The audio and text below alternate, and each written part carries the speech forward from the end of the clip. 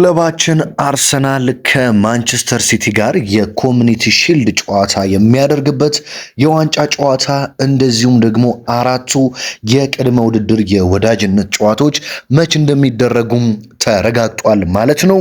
ስለዚህ የነዚህን የጨዋታ ቀኖች ሰዓት እምነግራችሁ ይሆናል። በተጨማሪም ስለ ያን ዲዮሜንዴ እጅግ በጣም ወሳኝ ስለሆነው የግራ ክንፍ ተጫዋች የአርቢ ላይፕዚንጉ ተጫዋች እየተሰሙ የሚገኙ አዳዲስ መረጃዎች አሉ። ክለባችን አርሰናል ሊያስፈርመው ይችላል ወይ የሚለውን መረጃ፣ ስለ ቡርኖ ጉማሬሽ እና በተከላካይ ስፍራ ደግሞ የአስቶን ቪላው ተጫዋች ኤዝሪ ኮንሳ ወይስ ደግሞ የማንቸስተር ሲቲው ተጫዋች ጆን ስቶንስ የሚለውን አርሰናል ወደ የትኛው ተጫዋች ሞር እያደላ እንደሆነ የምነግራችሁ ይሆናል።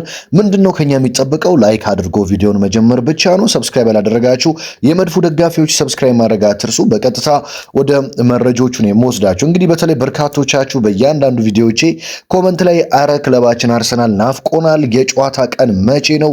ቀኖቹን ንገረን ስትሉኝ ነበረም። በነገራችን ላይ በጣም ቀርቧል። የጨዋታ ቀኖች አንድ ሳምንት ብቻ ነው የቀራቸው።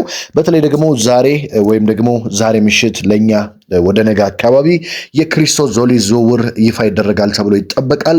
ክሪስቶስ ዞሊስም በእነዚህ ጨዋታዎች ይሰለፋል ተብሎ ይጠበቃል። ስለዚህ አዲሱ ፈራሚያችንን በእነዚህ ጨዋታዎች እንመለከተዋለን። ሌላ የሚመጣ ፈራሚም ካለ በእነዚህ ፕሪሲዝን ጨዋታዎች የምንመለከተው ይሆናል ማለት ነው። ታዲያ ክለባችን አርሰናል የመጀመሪያ ጨዋታውን የሚያደርገው ቅዳሜ ሐምሌ 25 ነው። ቅዳሜ ሐምሌ 25 ምሽት 3 ሰዓት ተኩል ላይ የመጀመሪያ ጨዋታውን ከስፔኑ ክለብ ጄሮና ጋር አርሰናል ጨዋታውን ያደርጋል። የዛን ቀን እንግዲህ አርሰናልን ከረጅም ጊዜ ናፍቆት በኋላ ለመጀመሪያ ጊዜ እንመለከተዋለን። አሰልጣኝ ሚኬል አርቴታን ጨምሮ በርካታ ተጫዋቾችን እንመለከታለን ማለት ነው። በመቀጠል ሐምሌ 25 ከተጫወተ በኋላ አርሰናል ከአራት ቀናት በኋላ ደግሞ ሮብ ሐምሌ 29 የምሽት 3 ተኩል በተመሳሳይ ከስፔኑ ክለብ ከሪያል ቤትስ ጋር ከነ አንቶኒ የቀድሞ የማንቸስተር ዩናይትድ ተጫዋች ክለብ ማለት ነው ከሪያል ቤትስ ጋር የምንጫወት ይሆናል። ሮብ ሐምሌ 29 ምሽት 3 ሰዓት ተኩል ላይ ማለት ነው።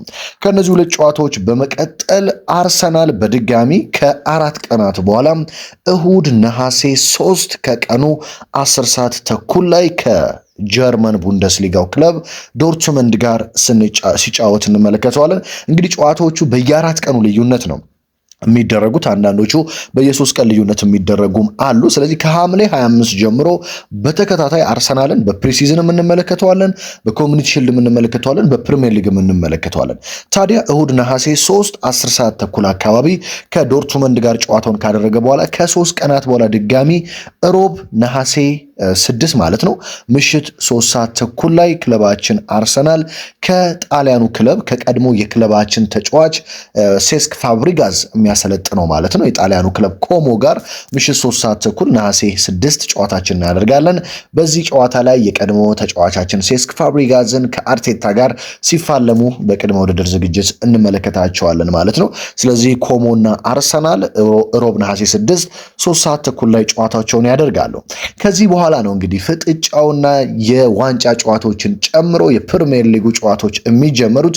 ምክንያቱም ነሐሴ 10 ደግሞ ልክ ከአራት ቀናት በኋላ በኮሚኒቲ ሺልድ የማንቸስተር ሲቲን የምንገጥም ይሆናል። እንግዲህ በዚህ ዋንጫ ጨዋታ ላይ በርካታ ተጫዋቾቻችን ይመለሳሉ ተብሎ ይጠበቃል። በተለይ እነ ጁሪየን ቲምበር እነ ቤን ዋይት በዚህ ጨዋታ ላይ ግልጋሎት ለመስጠት ሙሉ በሙሉ ዝግጁ ይሆናሉ ተብሎ ይጠበቃል። ዴክላን ራይስ እና ቡካዮ ሳካን ጨምሮ ማለት ነው።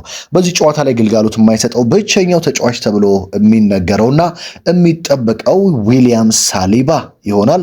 ከዊሊያም ሳሊባ ውጪ ሁሉም ተጫዋቾቻችን ለዚህ ጨዋታም ዝግጁ ይሆናሉ ተብሎ ይጠበቃል። በተለይ የጁሪየን ቲምበር መመለስ ለክለባችን ትልቅ ጥንካሬን ይሰጠዋል። በነገራችን ላይ ማንቸስተር ሲቲን ከፔፕ ጋርዲዮላ በኋላ ኤንዞ ማሬስካን ይዘው ነው በዚህ ጨዋታ የምንገጥማቸው። አርቴታ በኤንዞ ማሬስካ ተሸንፎ አያውቅም በቸልሲ ቤት እያለ ኤንዞ ማሬስካ ማለት ነው። ስለዚህ ይህንን ሪከርድ አስቀጥሎ ዓመታችንን በዋንጫ ልንጀምር የምንችልበት እድል በጣም ከፍተኛ እንደሆነ ይነገራል። ያው ኮሚኒቲ ሺልድ ያን ያህል ጠቃሚ ዋንጫ ባይሆንም ዓመቱን በጥሩ መንፈስ ለመጀመር የሚደረግ ነው። ያው አርሰናል እንደምታውቁት ፕሪሚየር ሊጉን አንደኛ ሆኖ ሻምፒዮን ሆኖ ጨርሷል። ማንቸስተር ሲቲ ደግሞ የኤፍኤ ካፕ አሸናፊ እንደዚሁም ሁለተኛ ሆኖ በመጨረሱ ከአርሰናል ጋር የኮሚኒቲ ሺልድ ጨዋታን የሚያደርግ ይሆናል ማለት ነው። እንግዲህ ከሲቲ ጋር አሸንፈን ብንጀምር በጣም አመቱ የጥሩ መንፈስ የደስታ ይሆናል ብዬ አስባለሁ። በተለይ በዛ ጨዋታ የምናስመዘግበው ውጤት ፕሪሚየር ሊጉም ሲመጣ ጥሩ ውጤቶችን ይዘን እንድንቀጥል ይረዳል የሚል እምነት አለኝ። ይህንን ካነሳን ወደ ዝውውር መረጃዎች ልውሰዳችሁ። በተለይ የአንዲዮ ሜንዴና ቡርኖ ጉማሬሽ እንደዚሁም ኳንሳና ጆን ስቶንስን የተመለከቱ መረጃዎችን ስነግራችሁ በተለይ አርሰናል የዊሊያም ሳሊባ ተተኪ ለማድረግ የቤን ዋይትና የጁሪየን ቲምበር ከጉዳት መመለስ ብዙ ገንዘብ እንዳያወጣ እያሰበ ይገኛል። ስለዚህ ከኮንሳ ይልቅ ከሲቲ ማስፈረም የሚቻል ከሆነ ጆን ስቶንስን በነፃ ዝውውር ለማምጣት ከኮንሳ ይልቅ ትልቅ ትኩረት እንደሚሰጠው ተረጋግጧል ማለት ነው። እንግዲህ ብዙዎችም የአስቶን ቪላ ተጫዋች ኤዝሪ ኮንሳ ያን ያህል ጥሩ ተጫዋች አይደለም፣ ስለዚህ ቢቀርብን ይሻላል የሚል ሐሳብ እየሰጡ ይገኛሉ። ኤዝሪ ኮንሳ ያው እንደምታውቁት ለኔ መጥፎ ተጫዋች አይደለም፣ ነገር ግን በአርሰናል ጥራት ልክ በነሳሊባና ማጋሊሽ ጥራት ልክ የሚጫወት ተጫዋች ነው ብዬ መናገርም አልችልም። ምክንያቱም አርሰናል ቤት እያንዳንዱ ተከላካይ በጣም ጥራት ያለው ተከላካይ ነው። ካላፊዮሪ ብትሉ፣ ፔሮ ሂንካፔ፣ ጋብሪኤል ማጋሊሽ፣ ክርስቲያን ሞስኬራ እንኳን ጁሪየን ቲምበር ብትሉ እንደው ቤን ዋይት ራሱ አልፎ አልፎ ከአቋም መውረድና ከጉዳት ውጪ በጣም ጥራት ያላቸው ተከላካዮች ስለሆኑ እዚህ ላይ ልምድ ያለው የፕሪሚየር ሊጉ በደንብ በማንቸስተር ሲቲ ቤትም ከጉዳት ነጻ ሲሆን ጥሩ ግልጋሎት የሚሰጠው ጆን ስቶንስ ቢመጣ የተሻለ ነው ብዬ አስባለሁ። ስለዚህ አርሰናልም ወደ ጆን ስቶንስ እያደላ እንደሆነ ተሰምቷል። ሲቲዎች ግን ይለቁታሉ የሚለው በደንብ አጠያያቂው ጉዳይ ነው ማለት ነው። ስለዚህ ይህን ጉዳይ እንዳለ ሆኖ በሌላ በኩል አርሰናል ከያን ዲዮሜንዴ ወኪሎች ጋር ቀጥተኛ ግንኙነት ጀምሯል። ለያን ዲዮሜንዴ ወኪሎችም ጥያቄ አቅርቧል። ፒኤስጂ ተጫዋቹን ያስፈርመዋል ወይስ እድላችንን እንሞክር፣ ወደ ዝውውሩ እንግባ፣ ልናስፈርም የምንችልበት መንገድ አለ ወይ በሚል ወኪሎችን ማናገር ጀምሯል። ያ ወኪል የምታናግሩበት ዋነኛ ምክንያት ተጫዋቹ ግንኙነት የሚያደርገው ከእናንተ ጋር አይደለም ከወኪሉ ጋር ነው። ስለዚህ ለወኪሎቹ ሙሉ መረጃ ይሰጣል። ለምሳሌ ለኛ የሚፈርመውና ዛሬ ወይም ነገ ዝውውሩ ይፋ ይደረጋል ተብሎ የሚጠበቀው ክሪስቶስ ዞሊስ ለወኪሉ ምን ሲል ነበር የነገረው? ከአርሰናል ውጭ የሚመጣ ጥያቄ እንዳታስተናግድ ሲል በግልጽ ነግሮት እንደነበር የሚታወስ ነው። ለዛ ነው ለአርሰናል ዝውውሩ ቀላል የሆነው። ስለዚህ ያን ዲዮሜንዴም ፒኤስጂን ብቻ የሚፈልግ ከሆነ ለወኪሎቹ በፍጹም ሌላ ክለብ እንዳትቀበሉ ማለት ይችላል። ነገር ግን በፓሪስ ሰን ጀርሜን እርግጠኛ ካልሆነ እና ሌላ ክለብ የመግባት ተስፋ ከታየው ምን ሊል ይችላል?